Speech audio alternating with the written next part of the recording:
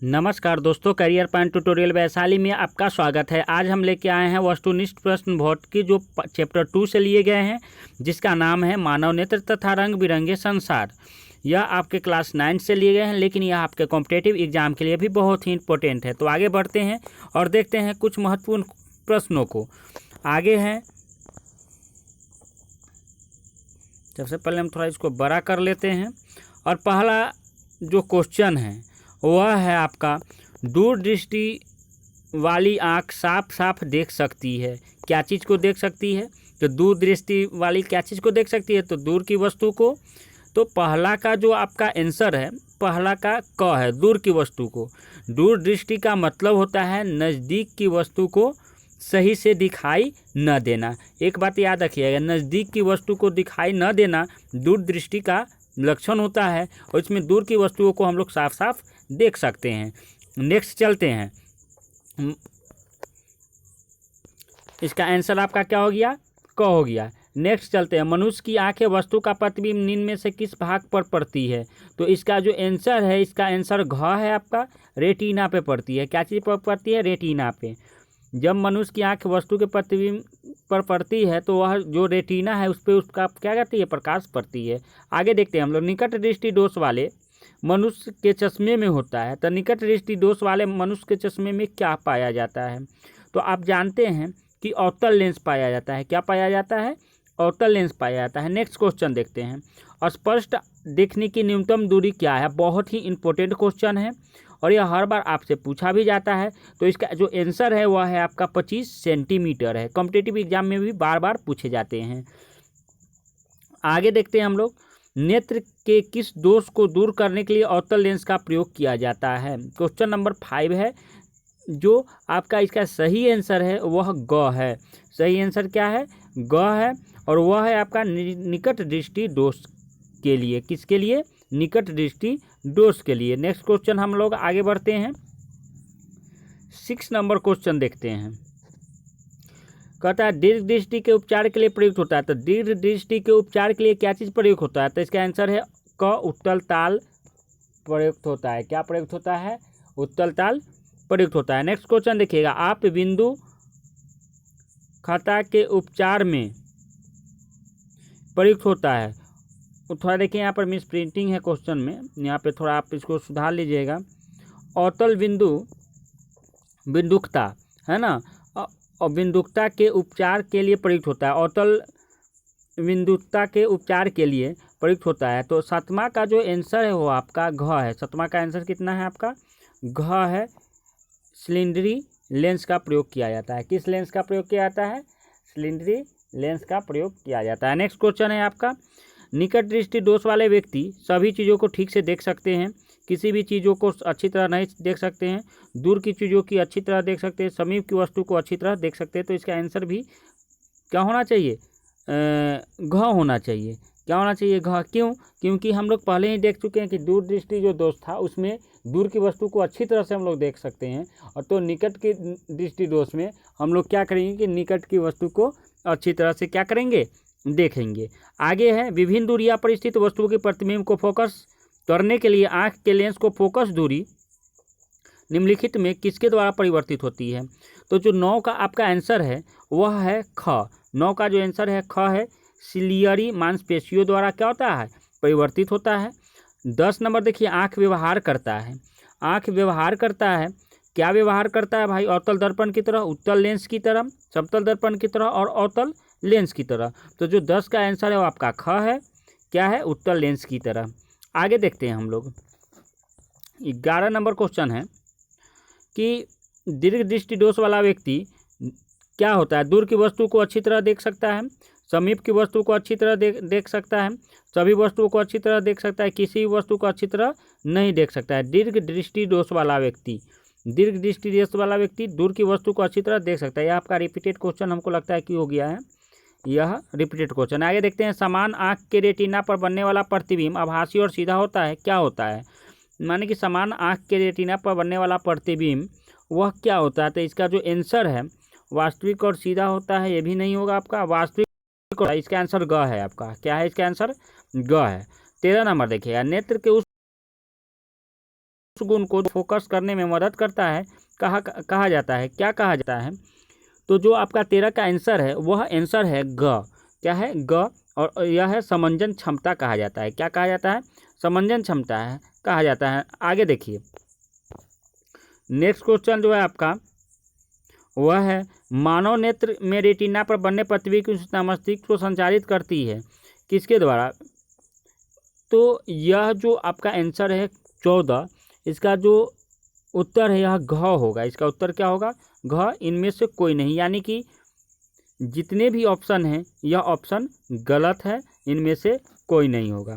तो यह चीज़ आपको समझ में आ गया होगा। आगे बढ़ते हैं हम लोग और देखते हैं नेक्स्ट क्वेश्चन।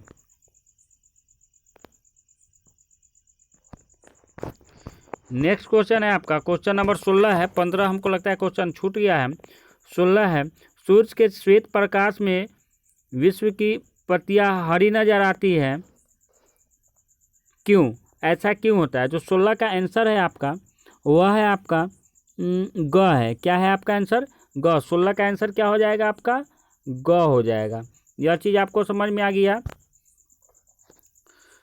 16 का जो आंसर है ग है। हम अब सीधे आपको आंसर पे चलते हैं, सीधे डायरेक्ट यहाँ से आंसर हम बताना शुरू करेंगे। 17 का जो आंसर है वह ख है। 17 का आंसर क्या है आपका? ख है। कहता है 17 का जो आंसर है आपका ख है। 17 का जो आंसर है आपका ख है। क्या कहता है कि प्रिज्म से गुजरने पर सूर्य के प्रकाश की किरणें विभिन्न रंगों में टूट जाती है, क्योंकि यह जो आंसर आपका ख है, प्रिज्म की दो सतहों के किरणों का विचलन होता है। क्या होता है? प्रिज्म के दो सतहों के विचलन का क्या होता है? विचलन होता है। इसका आंसर क्या है आपका? ख है। अगला क्वेश्चन 18 नंबर क्वेश्चन, प्रकाश के किस वर्ण के लिए तरंगदैर्घ्य अधिकतम होता है?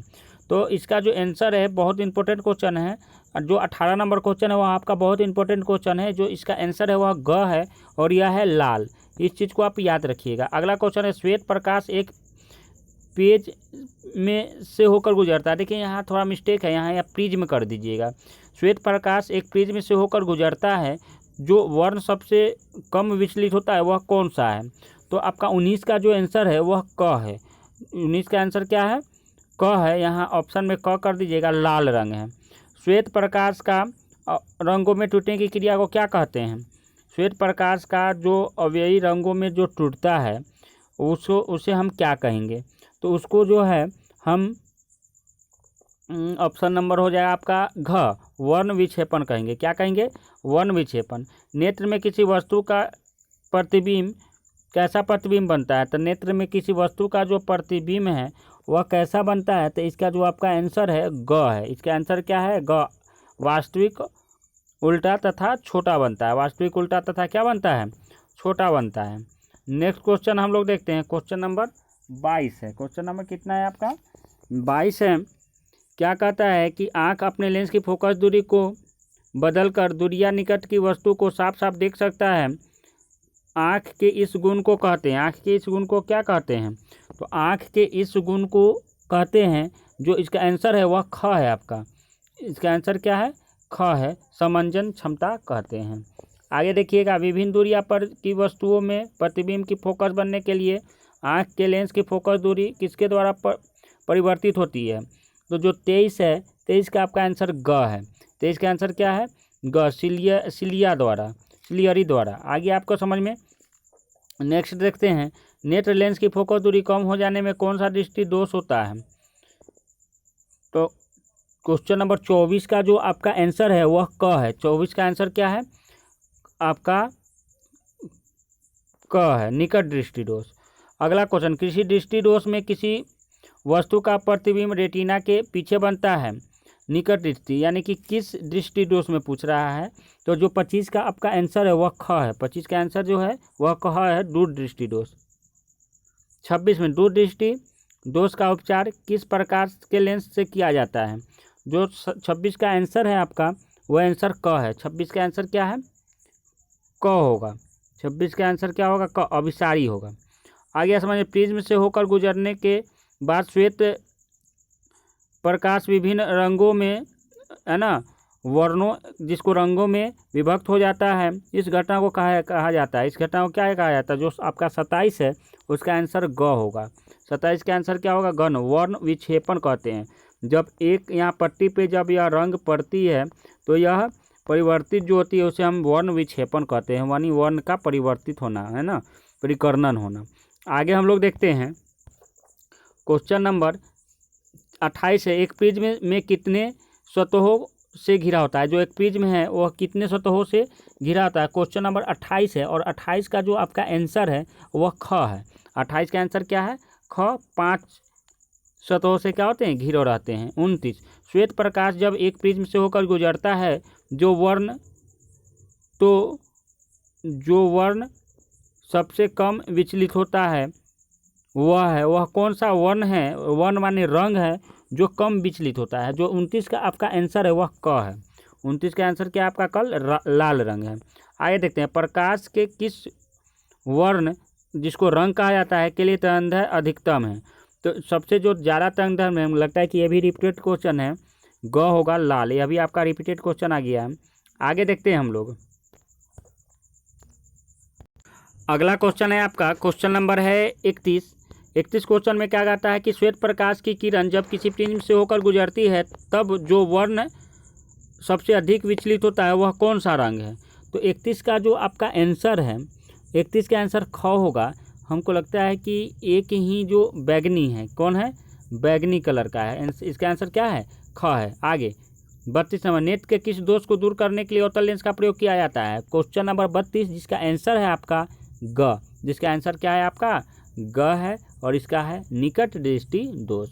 अगला है अबिंदुकता के उपचार के लिए प्रयुक्त होता है। अबिंदुकता के उपचार के लिए कौन सा प्रयुक्त होता है? तो जो आपका 33 है, 33 नंबर का जो आपका आंसर है वह है घ। 33 का आंसर क्या है आपका? घ है, सिलेंडरी लेंस द्वारा। यह हमको लगता है रिपीटेड क्वेश्चन है या फिर उसी टाइप का थोड़ा चेंजिंग होगा। निकट दृष्टि दोष वाला व्यक्ति, सभी चीज़ों को ठीक है, आपका क्वेश्चन रिपीटेड है।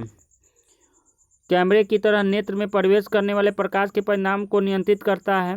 क्या नियंत्रित करता है? तो आपका 35 का जो आपका आंसर है वह घ है। 35 का जो आंसर है वह घ है। समीप की वस्तु को अच्छी तरह देख सकता है। समीप की वस्तु को क्या कर सकता है? अच्छी तरह देख सकता है। 36 नंबर, कैमरे के तरह नेत्र में प्रवेश करने पर परिणाम को नियंत्रित करता है।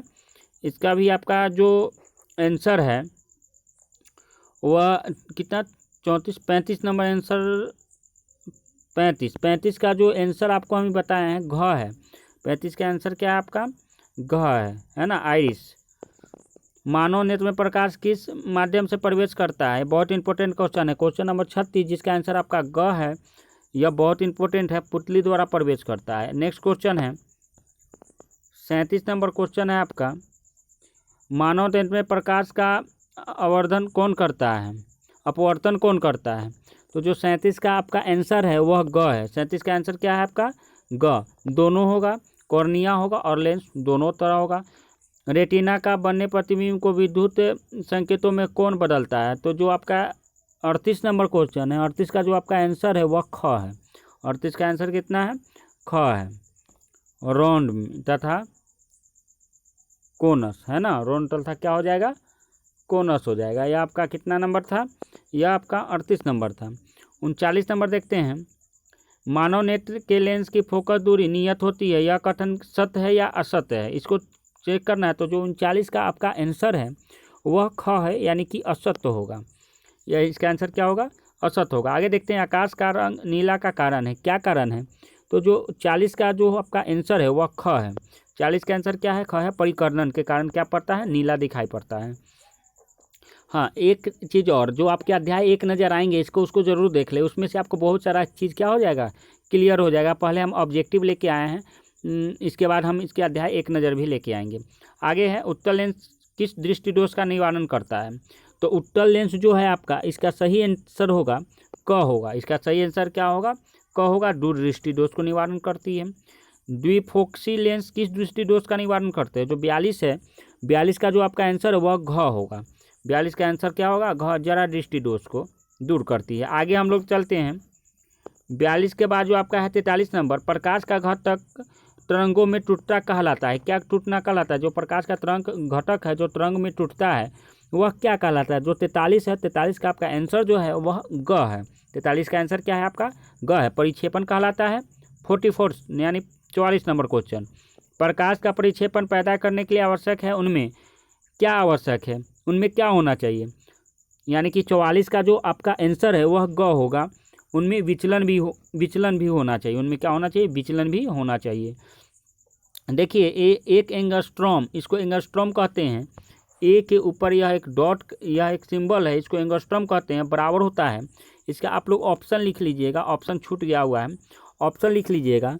ग में 10 के पावर -10, पहला जो आंसर है 10 के पावर -10 मीटर, पहला आपका आंसर है 10 के पावर -10 मीटर, 10 के पावर -8 मीटर। यह दूसरा आपका आंसर है 10 के पावर -8 मीटर, ये आपका दूसरा आंसर। तीसरा आंसर 10 के पावर -9 मीटर, है ना, 10 के पावर -9 मीटर। और जो चौथा आंसर है वो आपका नॉन ऑफ डीज, यानी इनमें से कोई नहीं। ये आपको क्वेश्चन लिखना है। पहला जो है वह 10 के पावर -10 मीटर, दूसरा 10 के पावर -8 मीटर, तीसरा 10 के पावर -9 मीटर, चौथा इनमें से कोई नहीं। तो इसका जो आंसर है वह क होगा 10 के पावर -10 मीटर। यही वाला जो होगा इसका आपका क्या होगा, आंसर होगा। आगे बढ़ते हैं हम लोग। 46 नंबर में, इंद्रधनुष बनने में आवश्यक है कि सूरज की किरणों में निम्नलिखित बातें हो। यानी इंद्रधनुष जो बनता है उसमें क्या आवश्यक है। जो 46 है, 46 का आपका आंसर घ होगा। अपवर्तन तथा पूर्ण आंतरिक परावर्तन होगा, तभी इंद्रधनुष बनने में जो सूरज की किरणों निम्नलिखित शर्त जो है वह पूरा होगा। अगला, इंद्रधनुष की भीतरी हिस्सा किस रंग का होता है। जो आपका 47 नंबर है, 47 का जो आंसर ख होगा, किस बैंगनी रंग का होता है। किस कलर का होता है, बैंगनी रंग का होता है। खतरे के निशान के रूप में किस रंग का प्रयोग किया जाता है। इसका आंसर हम नहीं बताएं क्योंकि सभी लोग जानते हैं, बता ही देते हैं, लाल रंग का प्रयोग किया जाता है। तो इस तरह से आज आपके जो चैप्टर 2 के ऑब्जेक्टिव क्वेश्चन है, हो सकते हैं कि इसके और एक ऑब्जेक्टिव का भाग बने, लेकिन यह जो क्वेश्चन है आपके बहुत इंपॉर्टेंट है और यह जानने के लिए आपको ज़रूरी है। तो आप जो इस वीडियो को देखें इसके लिए बहुत बहुत धन्यवाद।